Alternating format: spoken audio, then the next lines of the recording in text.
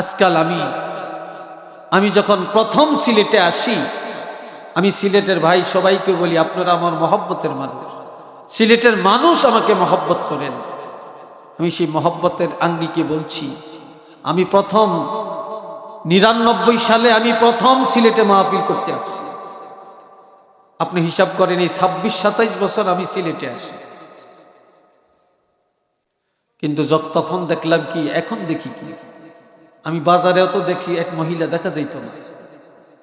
গোয়ালা বাজারে বেশি আসতাম, ওইদিকে এলাকায় প্রোগ্রাম অনেক, ওখানে আবার একটা বাড়িতে থাকতাম, হাঁটতাম, মহিলা দেখতাম না।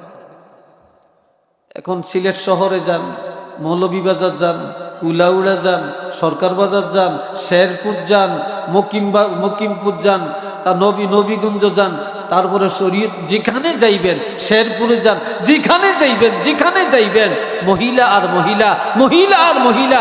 দুনিয়াটা যেন আমরা সব মহিলার নামে রিজার্ভ করে দিছি। এটা মহিলার দোষ না, এটা সব পুরুষের দোষ।